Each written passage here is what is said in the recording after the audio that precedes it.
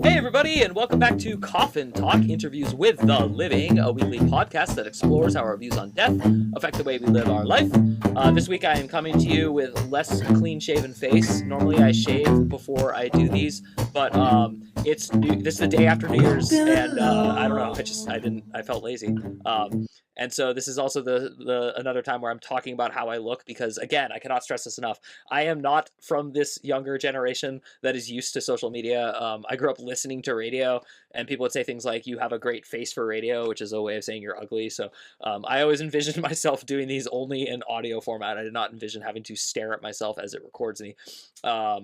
And then now my brother will laugh that I said that, and my wife will ask me to cut it. So welcome to the two people who produce this show. Guess what? I'll override them both and leave it in just because I think it's funny to be me. Also, this is the only part of the podcast where I really focus on me and just talk to you guys one-on-one. And then I open us up to the interview, which, speaking of which, today our guest is Gabby Hernandez. I wouldn't say I know Gabby well. I had definitely met her enough to consider her a friend, or at the very least a good acquaintance. She came to my writing group for years, and when I say mine, it's the one I run. I did not start it, and you should know that because you should have listened to the episode already that has the founding member of Red Sands writing community. But anyway, Gabby was in our community, and I say was because she moved to North Carolina. So when she was leaving, I said, guess what? You have to come on the podcast now. And she agreed. So after moving and making sure she was situated with work and everything, we finally got around to recording it. And I just had a great time talking to her. She's yet another young, intelligent, awesome person who is bucking the stereotype that all young people don't care about education. They just use AI. They're lazy, blah, blah, blah. You've heard it before. I love having people of her age and younger and a little older on the podcast now because I really think it's unfair the way just the overt culture of America is like bullying young people and basically blaming them for how we or my parents raised us. I mean, it's really crazy to me to blame the outcome of like parenting. So anyway, she's awesome, but God, the interview's great, and I loved all of it, but when she gets into her near-death experience, I, like, lost my train of thought. I couldn't concentrate on anything else. I had to meander into, like, follow-up question after follow-up question. It is unbelievable. It's a really, really haunting story, and it's also funny because her bio is about how she's obsessed with hauntings and the paranormal and stuff like that. So it was totally out of left field for me. I did not expect her to mention near-death experience, and then I did not expect when I followed it up to hear the story I heard. So this is a pretty juicy episode, and Gabby's awesome, and I just want to endorse her and her writing career. So if you have a chance, please check out her website. She will be publishing more in the future, but she's already published enough that you'll definitely dig it. And if you like Stephen King and you like the macabre, man, is she perfect for you. So thank you again for tuning in. This has been another intro to Coffin Talk, and now we will start the real interview. Thank you. Hey, everybody, and welcome back to Coffin Talk, Interviews with the Living, a weekly podcast that explores how our views on death affect the way we live our life. This week, our guest is Gabriella Hernandez. I call her Gabby, so don't be confused in the interview if I use both. But she's a longtime horror fanatic and a writer of all things creepy. Her fascination with the occult, paranormal, and outright ghastly continues to fester and to rot with wonder as the years go by. She just moved to North Carolina, and she calls it home, and she spends her evenings now coming up with new ways to haunt readers. There will be a link to find some of her writing online, but I'm going to admonish her during the interview because she doesn't write enough, and I would like her to write more. I'm a huge fan of at least two things she's currently working on. One of them is the creepiest elevator ride I've ever read about. So with all that said, hello, Gabby, and welcome to Coffin Talk. How are you? Hey, thanks for having me. I'm feeling great. Awesome. Very excited to be here. Cool. Our requisite question we ask all our guests is, how old are you? Where did you grow up? And what generation, if any, do you consider yourself a member of? Right. So I am 25, about to be 26 on Monday. And I grew up in Illinois, good old Midwest. I'm literally one of the children of the corn, as some Stephen King fans may say. And what was the third question? Oh, I'm Gen Z. Yeah. All the way. Through and through. Yeah. Okay. Yep. It's funny. I never interviewed anyone from Gen Z, not on purpose, just like I'm in my 40s, and why would I meet people that in Gen Z very often? Then all of a sudden I started getting a lot, and I have to say, all of you are nothing like what the stupid media says you are. I would just like to make that announcement now officially. Thank you. I appreciate that. It's such a weird joke. Like a case in point, you're making eye contact and you're very personal. That's one of the horrible things they say about you guys. It's like, oh, wow. Yeah, fantastic. I think every generation just totally bags on the most. It's part of the initiation, I guess. Yeah, I think it kind of is. And actually, that is kind of a good segue into, just because it's actually interesting to me, 25, 26 is actually like a pretty important age. Like no one talks about it. Everyone's like 21, 18, 40, 30, 50. But for me, in my retrospective life, that was actually like one of the biggest, if not the biggest moments of change for me. It really was like the end of the era where you can just shrug and be like, I'm in my 20s. And like, I remember for me specifically, because I'm a guy, being like, no judge is ever going to take pity on you. Like anything, like speeding violations, like I'm not talking about like crimes, like they're just going to look at you and be like, no, you're an adult. So I don't know. Does that gel with you? Does that sound accurate? Do you not feel any of that? I feel like being in the 20s era of your life is just very interesting. Some people say it's the loneliest time of your life because it's typically the transition period from being out of college, out of school, where you have a constant community around you, to maybe once you're in your 30s or sooner. Everyone's path, of course, is different, but then one day having a family, and then people are constantly around you at that point as well. So I feel like the 20s is just a very pivotal moment in a person's life where they're able to do anything they want. Like as of right now, I'm single, don't have kids, don't even have a dog or a pet or a fish. So I every day for me is a new adventure. I can choose where I want to go. I can buy as many books as I want, sticking to a budget, of course. But I think it's a really fun time that a lot of people don't cherish enough. A lot of people put too much pressure on themselves. And so I try to remind myself, hey, I'm still in my 20s. I don't need to think as if I'm 50 and what are my retirement funds looking like at this point in time. But I think it's just one of those times where you can't take life too seriously. You have to laugh as much as possible and see and experience as much as possible.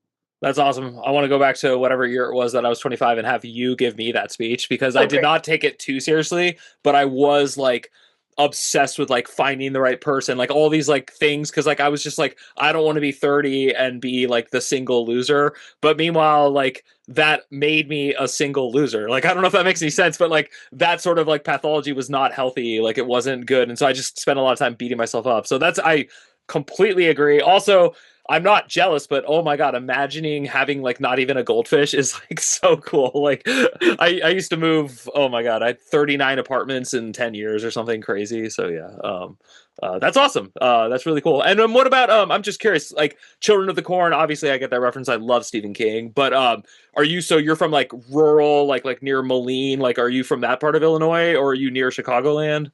Um, Were you? Yeah. Yeah, I'm 3 hours south, or I was 3 hours south of Chicago, in the heart of Illinois in Peoria. Oh, okay. So it's very much growing up small town vibes without being super small. There's a couple different areas you go to, two different types of malls, which was very generous at the time. It's grown since the time I've grown up there. So it's surprising to go back and be like, oh, when did we get this trending breakfast place? That's crazy and out of the norm for this area. But it was definitely one of those places where you go to Walmart on the weekend because there's nothing else to do. And going to Walmart was fun, just walking around. And it honestly pushed me to be more creative in how I spent my time, especially with friends. I mean, even more often, not just to get a thrill, we'd go to the local cemetery at night and just drive around, but, be respectful towards the graves and the people and everything like that. But we used to just be creative with what we could do without breaking the law, of course. Wow, yeah, that's cool. My aunt actually lived in Peoria for 2 years. She's from rural, she's from Tampa, Florida, but she lives in Alabama, and she moved with like a husband for 2 years to Peoria. I believe, is that where Bradley College is? Yes, Yeah. Bradley, go. Okay. Yeah. Yeah. So I was going to apply to Bradley when I was 18. I did not end up applying there, but it's funny. My aunt talked me out of it. She said Peoria is like, You made the right move. I mean, I love Peoria. It's where my family is. Bradley's a great school, but I do think you still made the great move of not going there. That's why I left and went to Arizona. So, yeah, that's yes, awesome. Did you go to Arizona State or Arizona? Arizona State. Okay, Yes. cool. Awesome. Mhm. That's cool. So that's how we met, obviously, because you live in Phoenix and you were a member of our writing group. And you were one of the like weirdest coincidences ever, but like four people moved to North Carolina within like a month of each other, and you were one of them. So I know it's odd. Small yeah. world. How do you feel about Arizona in general? I'm curious. Like, and I'm gonna make it more specific because like that's a very vague question. It's such to me like a weird, like to use a modern term, purple state, but I don't necessarily am asking you about politics. I just mean like, was the culture like a huge shock to you? Do you sort of miss it? Do you like it? Like, what did you think of it? Because I think a lot of people in the nation don't have a stereotype of us, if that makes sense. Yes, totally. So I was I feel very lucky to have lived there for 7 years because when I was originally, going to school and trying to move out of Illinois, it really wasn't a big possibility to move out of the Midwest.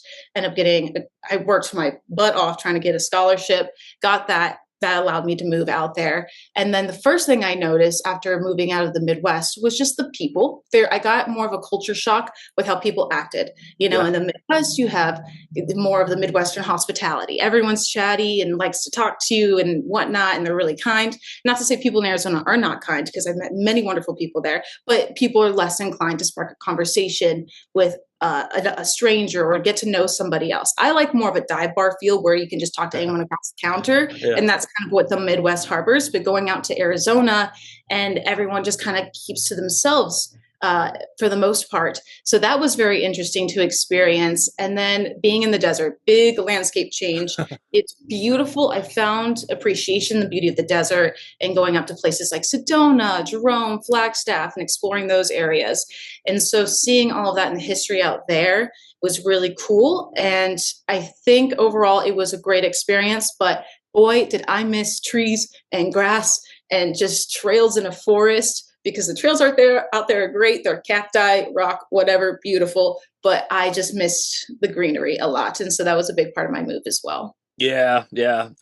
My wife is from Miami and I'm from Berkeley, Bay Area, California, and I've lived all over the country and I like hiking the most of anything, but not hiking in the desert. Like it's okay here. So we have two kids and they're like entering school, so we're like in this like weird moment where we're like, we either have to move now or we're gonna stay here for like the long haul. And everything you described is what we talk about. So that's so interesting. And then when it's funny because someone just was trying to convince us literally to move to North Carolina, like specifically the Charlotte area, and what they were saying is like the winters are winter, but it's not that bad. Like it was interesting to hear what they were saying. So gosh, that's so interesting. That was a great description. I have a lot of questions I want to ask you, and they're all kind of like centered on like decision making with like writing horror and that kind of stuff for now. But it also to segue into like, what do you think happens when you die? Because obviously the title of the show and the like at least general theme of it is sort of about what your passion is about. So I think before I ask you like that big ticket question of what do you think happens when you die, how old were you when you developed your fascination for the occult, paranormal, and outright ghastly? That is a great question. And I cannot pinpoint a very specific time without giving some kind of backstory. So growing up, I was convinced in second grade that I was haunted, that there was a spirit following me. For some Wow. reason throughout my life, and I was not exposed to horror movies or anything like that when I was in second grade. My family's very Catholic. I grew up very Catholic. And so, spirits and spiritual world was more of like a lighthearted, God loves you kind of conversation. And then through growing up throughout the years, specifically, in high school and then college, my family was like, the ghosts like you for some reason. So whether or not I believe fully, I believe there are paranormal instances out there, but the definition of paranormal is definitely more up for grabs, whether it's more of, energy from the universe present and left over in a certain depositive space and time, and it's going through the dimensions and being present, versus is it a religious thing, or is it really just a spirit being present in the room? There's a whole bunch of different ways to look at it, and I'm still kind of figuring that out, because I'm also very much a skeptic as well as a believer. Whereas if I hear something creaking in the middle of the night, my mind doesn't immediately go to, oh, that's a ghost. It goes to, oh, maybe it's a pipe, or maybe something fell over in the living room. So that's it. Going into the whole how I feel haunted, whatever thing, I try to keep it very, okay, is it really a ghost or is it not? And then I would say sometime in college, I reached the peak of any kind of paranormal experience I've ever experienced. And it happened so that I was in my apartment. I had 3 roommates. It was during COVID and they had gone home and there was no one in the apartment but me. And all of a sudden, all these lights would turn on in the middle of the night. I'd hear faucets running, bar stool screeching in the kitchen.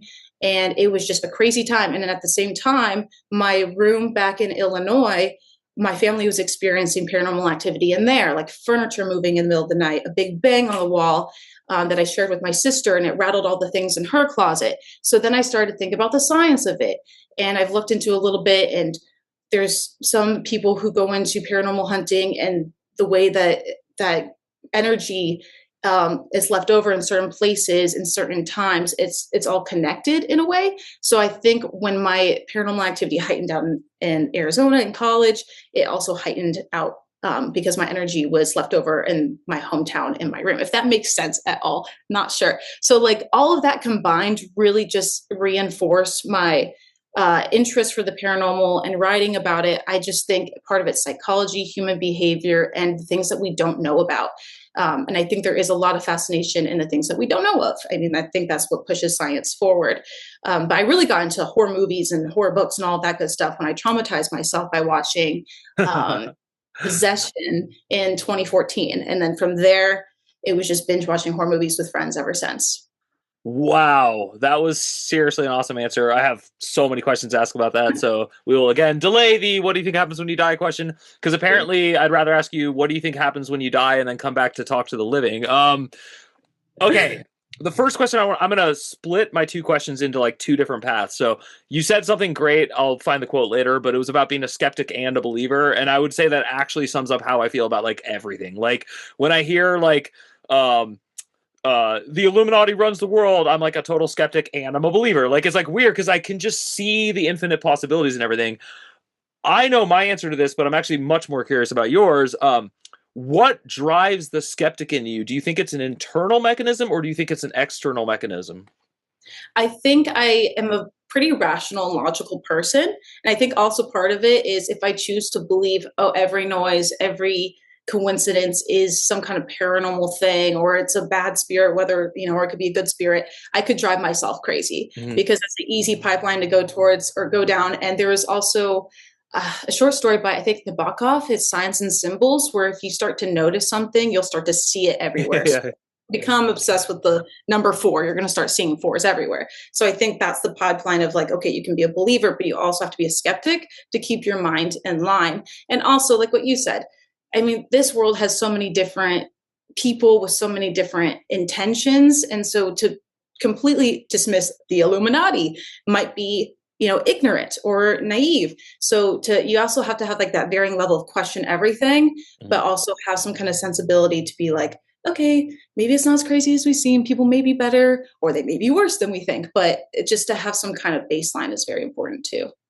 And what about like do you have any fear of people calling you crazy? So you talked about going crazy, which is very different. That I think is every person's fear. Like I don't think that's irrational or rational. I think that's just something we all can experience because like that is the, duality of having a mind and then also experiencing your mind. But like do you care? Like do you hide this from people when you first meet them? Have you ever had a friend be like, "You're too much for me. You say you were haunted." Like does that ever come up to you? Do you care about that? I haven't had someone say, "Oh, this is like too much for me," just because I feel like when I meet somebody, I have very much a joking kind of personality that I showcase. And so I will like sneak into conversation or like, "Oh yeah, if the ghost will get you," or whatever. If it comes up, I'm not afraid to talk about it because I've accepted this a long, long time ago. I am who I am. I know I'm a little bit more eccentric, and I only keep people in my life who are either a tad eccentric or they're willing to, accept the eccentric of myself. Yeah. So luckily I have a lot of great people around me who just accept that. So I can't put up a mask. I can't be, fake to people. So I will just say things and hope that they understand. And if they don't, hey, that's their own prerogative and that's okay. So I think for the most part, people don't think I'm nuts or crazy. And if they do, oh well. That's cool. I like that. I don't think I've actually ever told the story on the podcast, so I'm going to make it very quick, but it's to relate to you, and then I have a question about it. When I was a little kid, we moved across town when I was 9 years old, maybe 10, and we were in a new school district and all this stuff, and it was like a very like for me traumatic time. I mean, just like small T, not capital. But had to make all new friends. I was the new kid, that kind of crap. But my parents bought this like magnificent, awesome house that was like just in ruins, and they like had someone coming over every day and repairing it. So they built me my own room. Like my room was like just like a like it was like under the house kind of thing. And meanwhile, my brother got a normal room. My parents had normal rooms upstairs, and then there was an extra room next to my room that was even more like dilapidated, and they just put like some rough carpet on it. So when I got older, I think my brother had already gone for college, but I'm not sure. And he'll listen to this and tell me. So thanks, Sam. But I decided to move into that back room because I wanted more privacy because I was a teenager. I want to say it was like for something cool, but it wasn't. I just wanted to like make a statement. So I moved into this other room, and then every single night I noticed this like colorful thing above me, and it would wake me up, and it gave me a horrible feeling. And so eventually I got the nerve to tell my mommy, because I was like too old to have a mommy, I'm scared, there's like something down there. And she was like, oh, I'm sure it's nothing. But my mom's like a really cool, like good mom. So she said, like, after a while, she said, fine, we'll go down and we'll have like a seance and we'll ask it to leave. So we did that, and then we had it leave. Postscript to the story, just because I always think this is the funniest thing in the world. About a year later, I was downstairs, and my mom and the realtor, who's like one of her best friends, so it was just like a friend who happened to be a realtor, she's over, and they were talking about the house. Turns out the guy who owned the house killed himself in the room I had moved into. That's why the house was like so affordable. That's why, like, yeah. So obviously I'm on team ghosts are real and they do haunt people.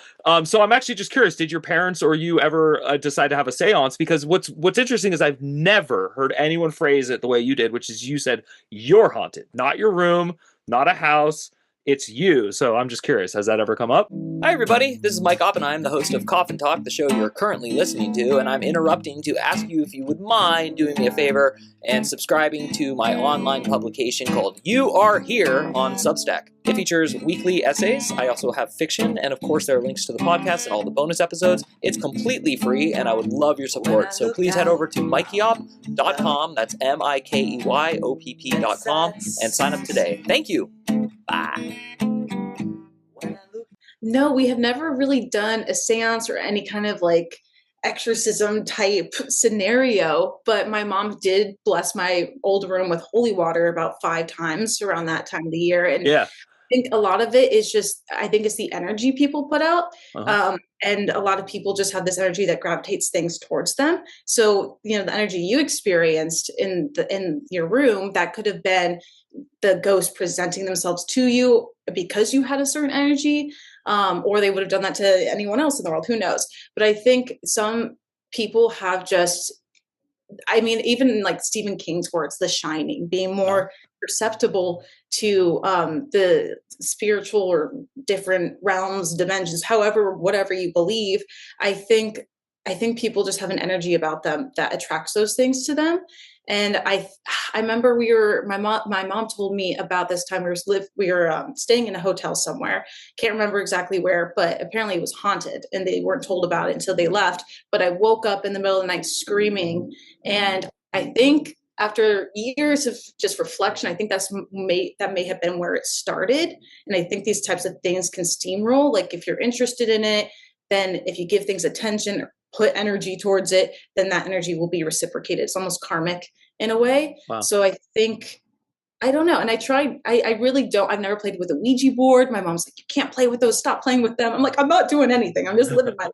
So I think it really is truly just what you put out there. And I think also just I don't know, I can't stop saying energy, but I truly think that's what causes a lot of things to be attracted towards, you know, you or other people. Even like non-spiritual world, I think certain people attach to certain people in real life just because of their personality or the way they act or their habits. So it really could stretch all over the place. So you can make it super general.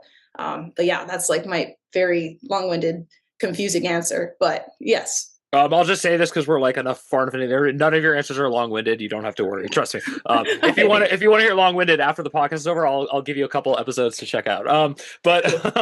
No, in general, you're definitely not. You also speak quickly, which I do too. So for people listening, they probably have us at 3/4 speed. Literally I get told all the time that people are like, I have to slow you down. You talk really fast. So, that was a great answer, and I think the word energy is the only word to use, because I think any other word would actually be stupid and a waste of words, because energy is what we're talking about. And I do think, like, you know, people talk about charisma. To me, charisma is a form of energy. Also, like, it took me way too long to learn this, but instead of saying like I don't like that person, I just realized like, oh, our energies don't mix well. Like, it's a way healthier attitude to have about the world. You know, even in our writing group, like, not all of our energies mix, but the energy does. So it's like interesting, because even in a group scenario, you can see that. So I am this is going to be my last question about you being haunted, because you've answered it really well. Do you think the energy that you're attracting is the same thing that is following you around, or do you think it's different ones that are all coming into your energy? Great question. I think sometimes it's different, but I think there's one energy that's remained. There was growing up, I remember just I have always had very vivid dreams. And then that eventually turned into sleep paralysis and Oh, different types of dreams. I even one time was taking a nap. This was back in college, and my boyfriend was there who was also taking a nap. And we both had the same exact dream, but we were looking at each other in the dream and we were both doing the same actions and movements, and it wow. freaked me out so badly I didn't bring it up. And then later that day he had brought it up, and I was just, it was insane because it wasn't like the most pleasant dream. It was just, I think you can call, there's like a word for it, like sleep paralysis demons and stuff like that. Like, but there's two different types, but we each experienced one types of those. And so I think whatever was haunting me during like the college time and whatnot, whether you want to say it, because I had witnesses to this stuff. It wasn't just me Yeah, experiencing all. yeah. So that's why I don't feel crazy about it. But I feel like during that time, it was the same kind of thing following me. And then after college, I moved a couple times, and then eventually moved into my own apartment. And then the first night there, I felt that same kind of energy again. And then the most important thing, if you're like, I had sleep paralysis, and the first time ever I had really bad, like an auditorial hallucination. It sounded literally like the pits of hell had opened up, like screaming from all types of different voices, never heard before in my life. And I'm like, okay, I have to stay calm. So I imagined like all my cabinets, doors, everything open in my new apartment. And I imagined myself closing each one saying, "You're not paying rent. You can't stay here. Please leave." And then every time I close a cabinet, the screams would get softer and softer and start to quiet out until there was two screams before I closed the last two doors. One was a woman, and then one was a man who was like whispering heavily, and I couldn't tell what it was. So as soon as I closed the last door, it was done. And then I was like awake already, because sleep paralysis, it's a whole tricky thing. But I think during those moments, of those big moments, it's the same thing. But then if I experience like a door closing somewhere or a whisper, I think sometimes those are just remnants of other energies, beings, whatever. But for the most part, since I moved here in North Carolina, I haven't had many experiences at all. The thing is, if I start to focus on it and start to like, really get into the spooky energy, it will pick up a little bit. I feel like just in my experience throughout the years. So far, I'm just keeping it chill and keeping it easy per my mother's request. That's awesome. And it is funny because I'm like, maybe if you put up like a Craigslist ad for a roommate, you should like warn them. Like, no, I'm kidding. But yeah. Right? I should. Or like you're like splitting a hotel with a friend at like a wedding, and you're like, just so you know, if you have sleep paralysis tonight, my bad. But that's no, terrifying. And I have suffered sleep paralysis numerous times. It's never so long that it's a problem, but my wife like constantly is like, "You were screaming again last night." It was so annoying because I'm screaming like I want to get up, I want to wake up, like, and I know exactly why I'm screaming. I'm also usually aware when I'm dreaming, and it's not fun. It's not a like fun awareness.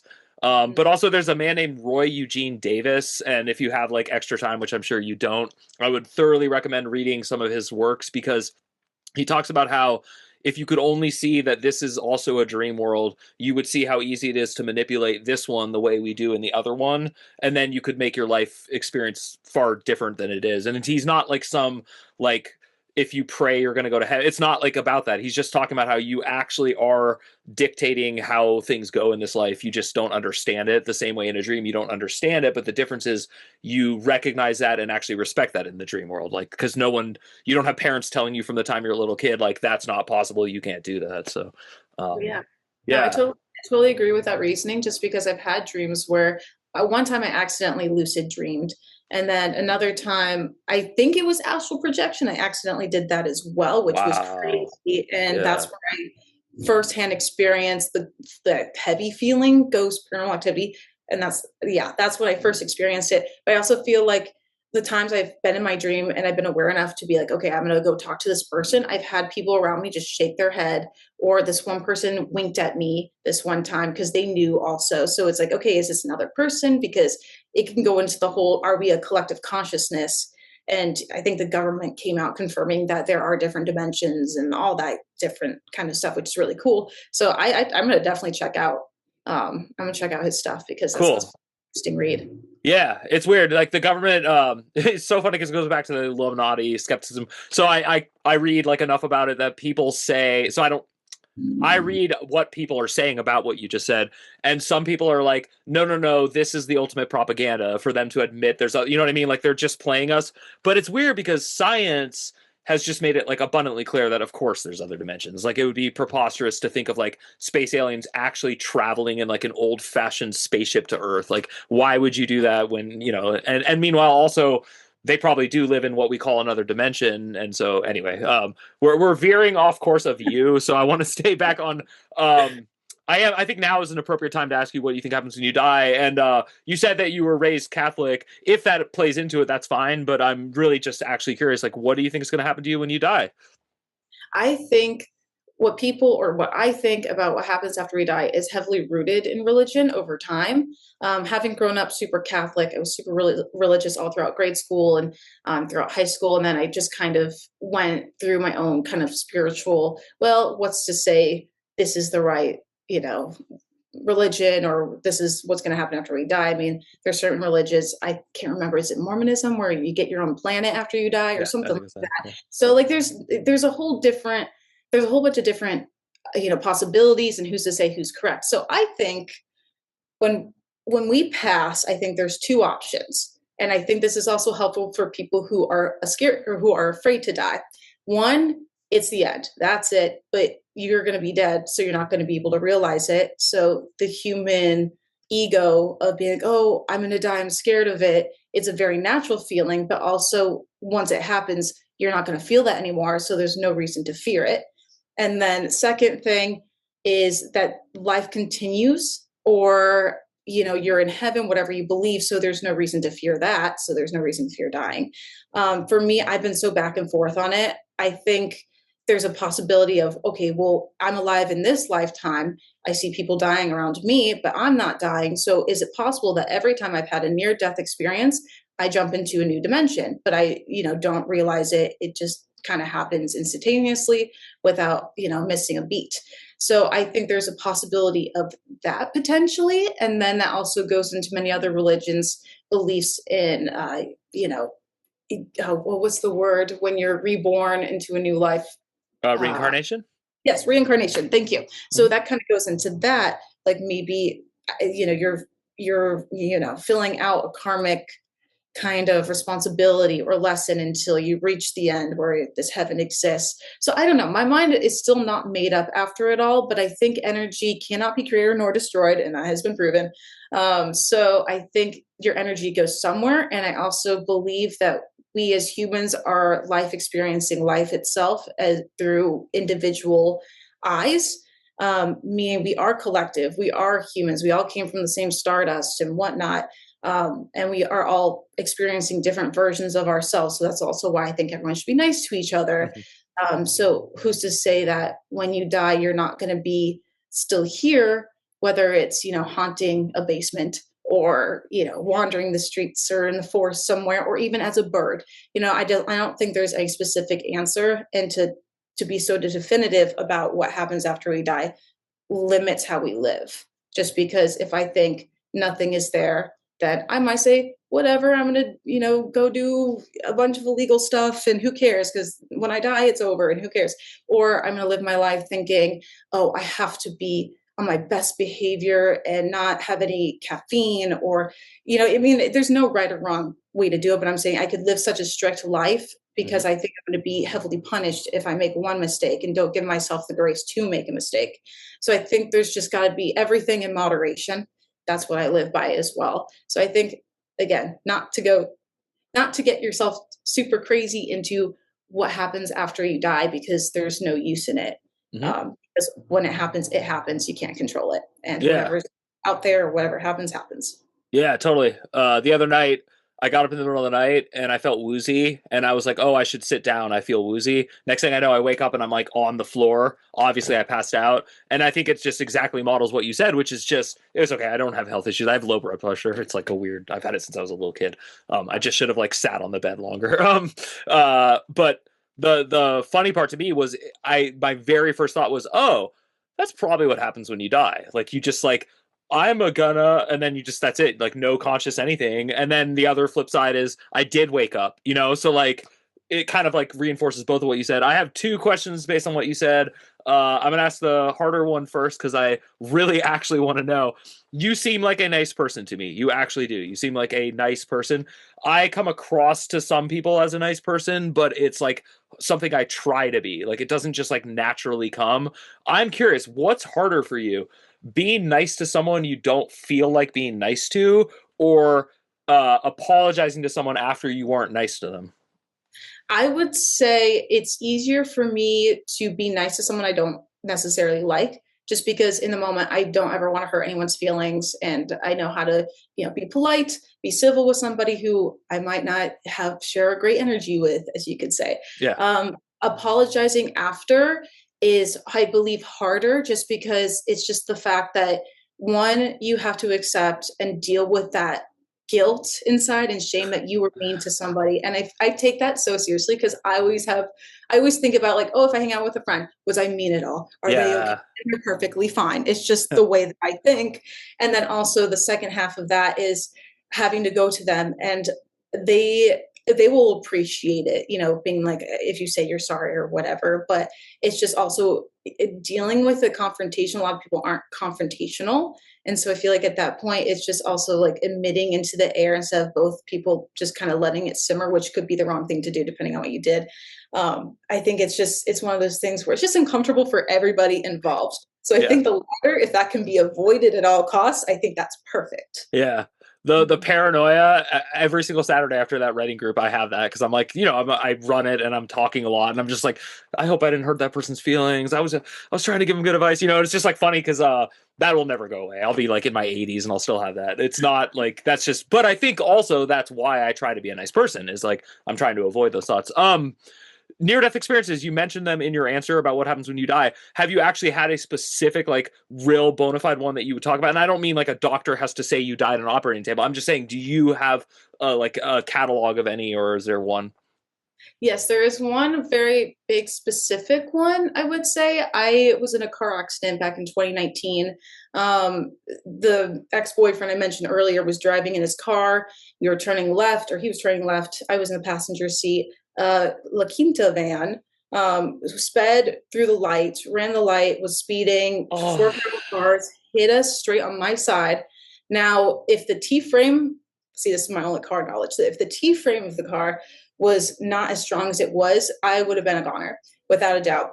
The car was it was like a SUV type of, it was like a Jeep Durango, something like that. I can't remember. But it flipped on its side all the way across the intersection, caught on fire a little bit. So I was on my side, hanging by my seatbelt, and the car was, of course, totaled, and he was freaking out and trying to like bust out the windshield, which you're not supposed to do when a car is, totaled and everything, because it could collapse the car. And there was like 9 witnesses. EMT was there. I had passed out. Luckily, I still had all my teeth. When I woke up in that car, the first thing I checked was my teeth, because I was like, if I'm going to be in a car accident, I'm not losing my teeth. I don't care about a broken arm.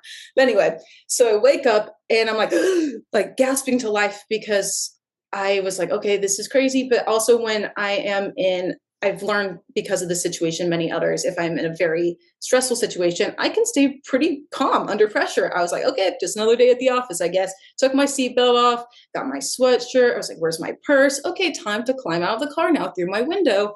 And so we climb out and people are looking around and smiling. And I'm like, okay, this is kind of weird. We were just in a car accident. Why are people smiling? They all thought we had died inside this car. And so EMT's checking me out, and they're like, do you feel pain anywhere? I'm like, no, it could be just the adrenaline. This arm's a little sore. It could just be bruised. I don't think it's broken. Totally calm. Anyway, go home. My mom is like, you need to go to the hospital. Even though you seem and feel fine, you need to go to the hospital. So go to the hospital, get checked out.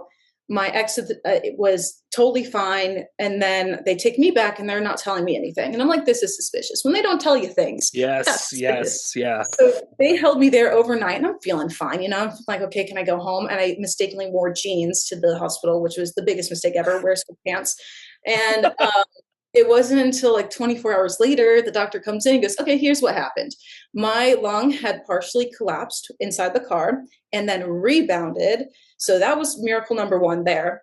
And then number two, because of that, there were air bubbles in my lung lining or something like that. And if they were to get any bigger while I was in the hospital, whatever, they would have erupted my esophagus, which is pretty much immediate death. So that was another crazy thing. And then the fact that I didn't have a broken limb or like any, teeth that went missing was, miracle number three. So all that stuff. And then left the hospital. I wasn't sore because I remembered a long, long time ago when I was in grade school, I read something that drunk drivers survive car accidents because their muscles are relaxed. Totally. So when I saw that car coming, it was coming towards us and I didn't think it was going to hit us at the time, but I told myself, relax, because just in case. So I relaxed, barely didn't have whiplash. It was purely a miracle. Like I do think I am the Walking Dead because that was insane. So I think that was a really, really close come with death. And I kind of wish I was a little disappointed after because I was like, oh, that would have been so cool. Because, people are, they get so close to death and they see cool things. For me, it was just calmness in a dark room, like completely pitch black, just calm. So that's what I experienced. So with my near death accident. But yeah, then that got me really inspired to look into like near death, different types of things that people have gone through, what they've seen. And the brain has a way of protecting itself when it knows it's about to die. So people don't usually feel scared or feel pain. Life flashes before their eyes. I didn't get any of that. I want a refund because my life didn't flash before my eyes and I want to experience that. Well, again, it wasn't like a great experience, but if I had to go through it, might as well make it worth something. So it was a crazy ride for sure. That is one hell of a story, and I believe all of it. And I just tell everyone I've been a victim of 4 car accidents, not the perpetrator of any of them. And that driver of the La Quinta is why we should have driverless cars everywhere. I don't care how much you love, like I'm like people who are anti-gun, I'm anti-driving. Like I'm way more scared of what you experience because it happens all the time. I saw just like on Greenway the other day, I saw a car get hit and flip exactly how you described. For sure, I was like looking all week to see if they died, like, because like the same. Yeah. So, wow, that was a hell of a story. Wow. Yeah, damn. I'm really glad you're okay. That's unbelievable. That's like really scary. And yeah, that's weird. I am such an a-hole because I would not have gone to the doctor. I would have my mom probably would have made me, but like I'm exactly that personality that's like, no, I feel fine. Why would I go? I don't need them to tell me I'm fine. Wow. Wow. Yeah.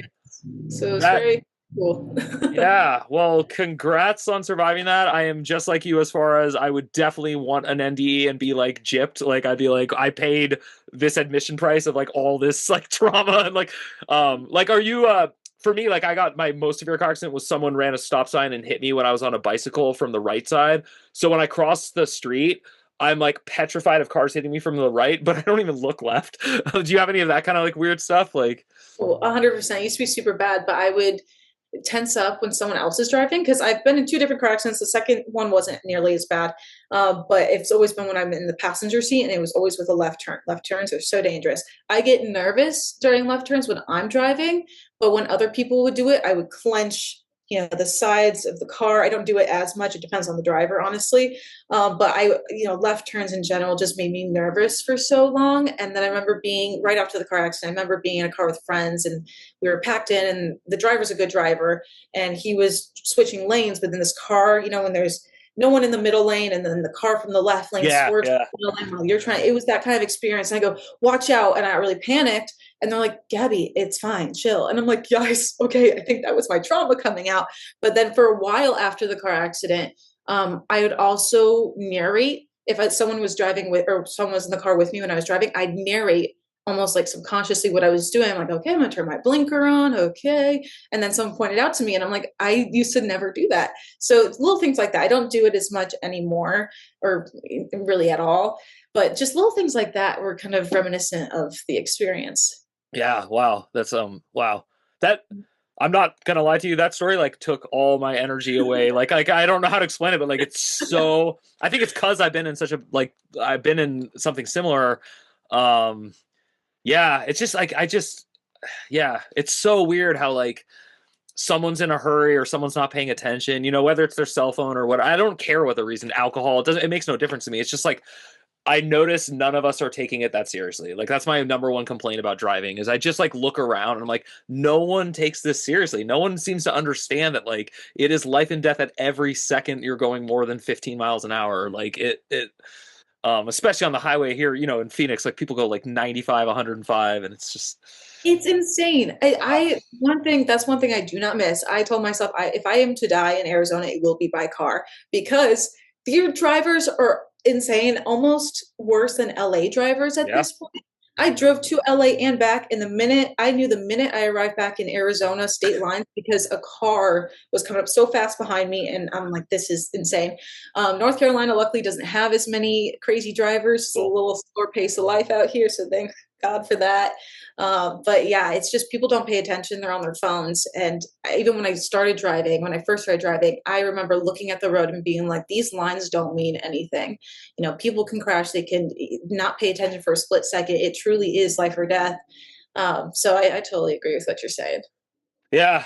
Sorry that this turned into like a highway advisory like podcast for people. One more question, which is we always ask every guest at the end. You have the floor to just kind of share any spiritual message you want with my audience. Is there anything you want to tell them?